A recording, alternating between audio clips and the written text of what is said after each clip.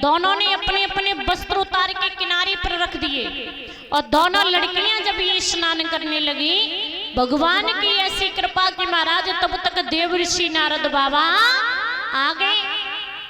सर्विष्ठा बोली दीदी बाबा नारद आएंगे। देवयानी बोली बहना काय को परेशान है, थोड़ी देर के लिए नाग पकड़ के पानी में डुबकी लगाए जा और बहना जी बाबा नारद निकल जाएंगे फिर नहाने लग जाना। सर्विष्ठा बोली दीदी मन के मौजी हैं बाबा नारद हैं। दीदी यदि कहूँ पेड़ के नीचे बैठ के महुअरे बजान लगे ना तो पानी में डूबे डूबे मर बे सक जाइयो पर महुअरे वंदना ही करेंगे। अब तो महाराज दोनों लड़कियां दौड़ी और दौड़ करके दोनों लड़कियों ने क्या किया कि महाराज देवयानी के कपड़ा तो जल्दबाजी में सर्विष्ठा ने पहन लिए और सर्विष्ठा के कपड़ा देवयानी ने पहन लिए। और जैसे ही महाराज सर्विष्ठा के कपड़ा देवयानी ने पहने, देवयानी के कपड़ा सर्विष्ठा ने पहने। अब तो महाराज सर्विष्ठा राजा की लड़की है, सर्विष्ठा राजा की लड़की। तो सर्विष्ठा देवयानी से बोली क्या रे बेकबंगा की लड़की, तेरी इतनी हिम्मत जो तूने मेरे कपड़े पहन लिए। देवयानी बोली बहना चिल्लाई काय कर रही, इतनी तेजी से चीख क्यों रही है। अरे दीदी बाबा नारद आएंगे तो कपड़ा पहन ले दो कैसे। ले दीदी तू अपने कपड़ा ले, मेरे कपड़ा मोई दे दे।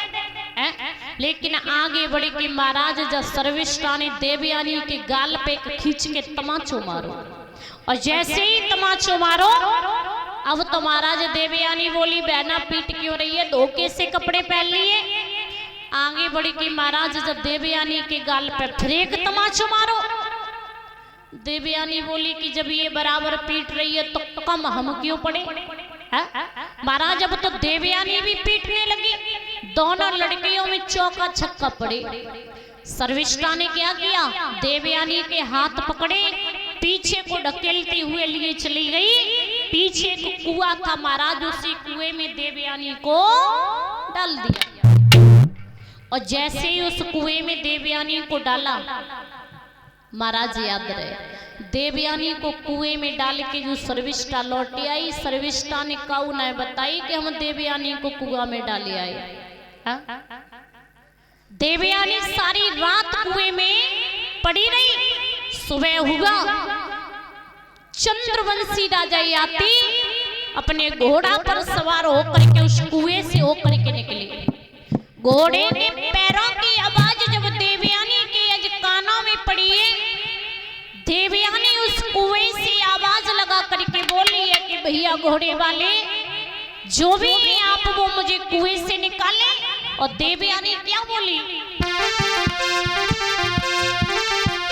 कि घोड़ा वाले जवान का रुक जाइए तो तेरे रही हूँ घोड़ा।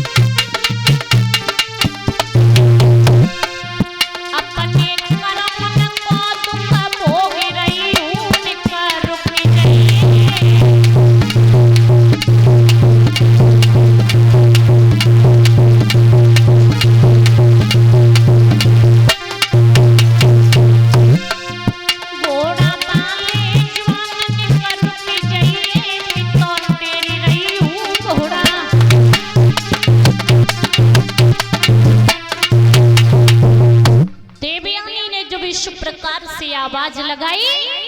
राजा याति अपने घोड़े से नीचे उतरे। राजा याति ने जब कुएं में देखा है तो महाराज एक जवान लड़की कुएं में पड़ी है।